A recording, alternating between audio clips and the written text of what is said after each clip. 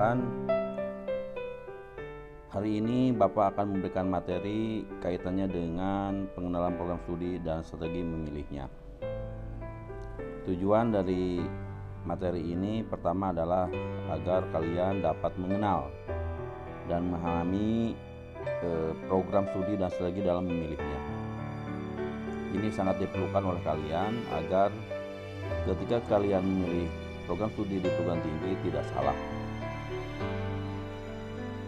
Coba Anda perhatikan slide gambar ini.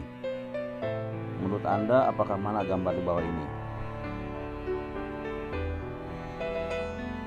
Sudah kalian perhatikan?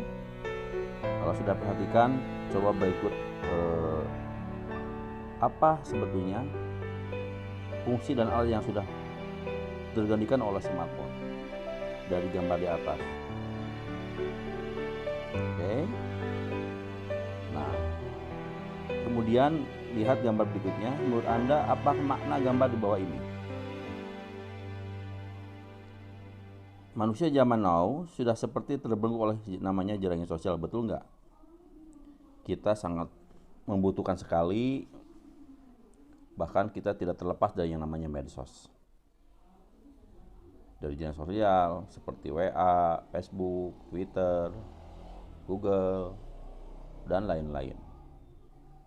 Apalagi dalam kondisi pandemi gini, yang namanya di jaringan sosial itu sangat banget diperlukan oleh kita. Dan tentu ini juga akan menjadi kita seolah-olah terbelenggu oleh yang namanya dengan jaringan sosial. Nah, anak-anakku yang Bapak banggakan, dengan munculnya banyak program studi yang semakin spesifik di era modern ini, memilih program studi tentunya menjadi hal yang tidak mudah. Belum lagi memikirkan program studi apa yang tepat, yang akan membuat anak kita sukses nantinya saat sudah lulus kuliah dan terjun di dunia karir. Perlu banyak pertimbangan untuk bisa memilih program studi yang tepat. Tepat dalam arti kutip, dalam konteks yang pasti dan terarah terhadap tujuan akhir. Tentu dalam memilih jurusan, ketika kita ngambil jurusan dan program, kita harus ada target khusus yang kamu ingin rencanakan. Bukan hanya sekedar melanjutkan saja, tapi memang harus tahu kemana arah dan tujuan kita setelah nanti lulus dalam dunia karir nantinya. Nah, menurut Undang-Undang Republik Indonesia Nomor 12 Tahun 2011 tentang pendidikan tinggi, program studi adalah kesatuan kegiatan pendidikan dan pembelajaran yang memiliki kurikulum dan metode pembelajaran tertentu dalam satu jenis pendidikan akademik, pendidikan profesi, atau pendidikan vokasi. Program studi merupakan kesatuan rencana belajar yang digunakan sebagai pedoman jalannya pendidikan akademik yang penyelenggaranya berdasarkan suatu kurikulum. Nah, itu ya yang dimaksud dengan program studi. Nah, lalu apa sih bedanya prodi dan jurusan? Nah, kalau di sekolah mungkin kita tahu apa arti dia maksud dengan namanya jurusan gitu. Identik dengan jurusan IPA, IPS, bahasa, agama gitu ya. Nah, kalau di universitas kamu mungkin banyak mendengar kata prodi dan jurusan sehingga kadang membuat kamu bingung. Sebenarnya apa bedanya sih prodi dan jurusan itu? Nah, sebenarnya prodi dan jurusan itu sama. Hanya saja untuk di bangku perkuliahan, para akademis lebih suka menyebut pembagian divisi pendidikan ini dengan kata prodi bukan jurusan. Jadi kalau nanti kamu ditanya orang lain jurusan apa di kampus, tidak perlu bingung ya menjawabnya. Kamu cukup jawab apa prodi yang sedang kamu jalani atau kamu tuju. Gitu ya. Ya jelas ya, perbedaan dengan bukan perbedaan sebetulnya. Istilah prodi dan jurusan itu sama maksud dan tujuannya. Begitu. Nah, anak-anakku yang Bapak banggakan, inilah ada beberapa tips atau cara memilih program studi. prinsip dasar yang harus diperhatikan dalam memilih program studi antara lain adalah satu, kita akan mengambil akademik atau non-akademik. Nah, kalau dalam hal akademik harus tahu pemahaman tentang program studi, kemudian kemampuan akademik. Yang kedua, kamu juga harus tahu kemampuan non-akademik, yaitu penyusuan cita-cita, minat dan bakat. Yang kedua adalah faktor dan variabel pendukung. Salah satunya adalah satu, penyusuan cita-cita, minat dan bakat. Nah, idealnya ketika kalian memilih jurusan itu harus ada semacam saling mendukung satu variabel satu dengan variabel lainnya, yakni ada kesatuan yang tidak bisa terpisahkan antara cita-cita, minat dan realistis. Contoh, saya akan membuat contoh. Ketika kamu ingin mengambil kedokteran, tentu harus dengan minat dan bakat kamu. Contoh, kamu mengambil kedokteran, kemampuan dalam bidang akademik, matematika, fisika, kimia, yang kaitan dengan saintik tentu harus kuat di situ.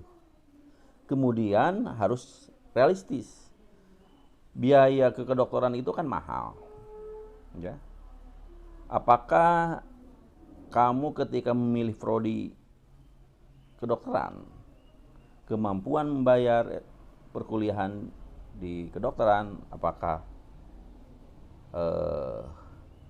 tingkat kemampuannya bagaimana? Jangan sampai begini, ketika kamu cita-cita sudah oke, minat dan bakat sudah sama, realistisnya ketika kamu membayar perkuliahan di kedokteran itu kan mahal. Yang nantinya kita katakan kamu misalkan mampu hanya sampai semester 2. Setelah itu bingung untuk bagaimana untuk membayar kegiatan itu. Nah, akhirnya banyak orang yang mundur. Nah, daripada kalian di tengah-tengah udah mundur, sayang kan dari awal. Maka harus mencari alternatif lain untuk bagaimana realistis kalian di kenyataannya.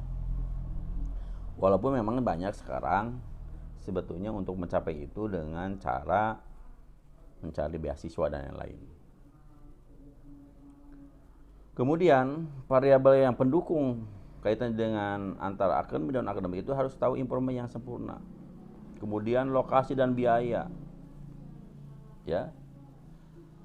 Biayanya bagaimana? Ketika kalian ngambil jurusan yang biayanya lumayan menggerus uang, gitu ya, tabungan dan lain-lain, kemudian kemampuan orang tua, jangan sampai di tengah jalan kalian mundur gitu. Makanya harus betul-betul matang. Nah, selanjutnya cara memilih program studi itu kita harus tahu daya tampung dan jurusan, peluang diterima. Perlu diketahui pada tahun yang lalu saya dengan tim BK menganalisa tentang siswa dan siswi yang masuk ke SNMPTN. Dari analisa BK diketahui bahwa peningkatan siswa Man Bandung Barat diterima di perguruan tinggi itu karena ketepatan mengambil jurusan, peluang gitu ya, peluang diterimanya tepat gitu, dibandingkan mengambil jurusan yang banyak sedikit peluangnya gitu. Nah, untuk tahun kemarin alhamdulillah lebih dari 12 orang diterima di perguruan tinggi itu karena memang ketepatan mengambil jurusan di perguruan tinggi. Antara lain adalah bahwa prodi itu tidak terlalu ketat persaingannya. Nah, perlu diketahui anak-anakku yang Bapak banggakan, ketika mengambil jurusan, saya berharap kalian ketika mengambil jurusan itu tidak boleh sama jurusannya. Kenapa? Karena jangankan kita bersaing dengan sekolah lain, di sekolah kita sudah bersaing. Contoh misalkan, di kelas kamu ada yang ngambil jurusan fisika atau jurusan prodi fisika. Sementara di IPA 1, IPA 2, 3 ada 5 orang. Nah, di sini juga bersaing. Tetapi kalau beda perguruan tingginya silahkan. Ya. Kalau perguruan tingginya beda boleh. Tapi kalau satu perguruan tinggi dengan jurusan yang sama, dengan alasan pengen satu kelas nantinya di perguruan tinggi, Wah, itu jangan sampai deh terjadi seperti itu ya nak ya. Nah, kenapa? Sebab di perguruan tinggi itu saja, di jurusan itu saja kamu memiliki persaingan di sekolah kita. Apalagi nanti diadukan dengan sekolah-sekolah lain. Ini bukan sekolah tingkat kabupaten saja, kita diadukan dengan Indonesia gitu, se-Indonesia. Oleh karena itu, ketika memilih jurusan itu minimal lah hindari ngambil jurusan yang sama di perguruan tinggi yang sama. Contoh misalnya ngambil Unpad, ngambil prodi agro. Kemudian juga teman kamu ngambil itu. Nah, itu udah ya persaingan di kita udah ketat. Apalagi nanti di sekolah lain, dengan sekolah lain. Misalkan ambil UPI, PGSD. Ini 5 orang. Kalau bisa ya ambil PGSD-nya di perguruan tinggi, bukan di UPI. Cari di perguruan tinggi yang lainnya begitu. Nah, kemudian cara memilih profesi itu juga harus mengenal nanti masa depan karir dan pekerjaannya. Apa sih nanti saya kalau ngambil jurusan ini jadi apa? Kalau saya setelah kuliah dari perguruan tinggi itu, jurus prodi itu, lah saya menjadi apa? Kamu harus sering membaca gitu. Atau sering kalian lihat biografi orang-orang yang sukses di bidangnya. Oh, si iya bidang iya ternyata dulu kuliahnya di mana gitu. Jurusannya apa, prodinya apa gitu. Gitu ya. Kemudian selanjutnya juga kenalan pesaing, itu tadi saya sudah sampaikan. Jadi jangan sampai di sekolah kita bersaing, apalagi nanti bersaingnya dengan sekolah lain gitu. Nah, itu barangkali tip cara memilih program studi di perguruan tinggi. Nah, ini sebetulnya kegiatan ini dilakukan oleh ketika kita mungkin kalau tidak pandemi ya tetap muka. Ini bisa ingin dilakukan tetapi tidak mungkin untuk dilakukan berkelompok. Tapi minimal begini tugas kalian. Coba kalian kelompokkan. Saya minta tugas kepada kalian. Coba kalian kelompokkan prodi-prodi yang ada di perguruan tinggi. Misalkan prodi ini masuk ke mana gitu. Prodi B apakah masuk ke saintik atau ke sosum. Coba kalian pilih dulu gitu ya. Berdasarkan bidangnya. Contoh misalkan kamu ada bidang studi ekonomi, akuntansi, manajemen, itu masuk kelompok apa gitu. Kalau saintek masuknya kemana, apa saja prodinya. Lalu ukur dengan keinginan dan harapan kamu. Kamu misalkan ngambil posisi jurusan bahasa. Nah, jurusan bahasa itu kemana saja? Itu kali cari informasi. Kamu misalkan IPA itu kemana saja bisa. Nah, silakan kelompokkan. Tugas kalian nanti diisi dalam bitly yang Bapak akan nanti share. Oke? Jadi mohon kerjakan tugas dari Bapak. Tugasnya seringan saja. Kalian cari informasi kaitannya dengan pengelompokan prodi di perguruan tinggi. Apakah prodi itu masuk ke saintek atau ke soshum. Ketika sudah mengelompokkan, lalu kamu mengukur diri. Silahkan kalian ambil keputusan jurusan apa yang kamu inginkan. Ya, yang berdasarkan dari tip-tip yang Bapak sampaikan tadi. Jadi pertama harus sesuai dengan bakat, minat dan bakat, realistis, kemudian lokasi, biaya, dan yang lain. Oke, silahkan kerjakan. Dan Bapak terima kasih, semoga kegiatan konseling ini bisa berjalan baik. Jika ada siswa yang ingin menyampaikan hal-hal yang sifatnya empat ya, satu pribadi, sosial, karir, kemudian belajar, silakan boleh. Kami melayani dari hari Senin sampai hari Jumat, jam kerja. Sebelum kalian ingin memberi layanan konseling, kita perjanjian dulu waktunya, karena memang bisa saja Bapak bentrok dengan acara rapat dan yang lain, sehingga ketika kalian perjanjian dulu di WA ya. Pak, saya mau konsultasi jam sekian hari ini, hari apa gitu. Nanti kita jadwalkan. Tapi jadwal yang akan berjalan adalah setiap hari Senin, Selasa, Rabu, Kamis sampai Jumat. Kalian boleh konsultasi baik itu pribadi, belajar, sosial maupun karir. Ditunggu ya.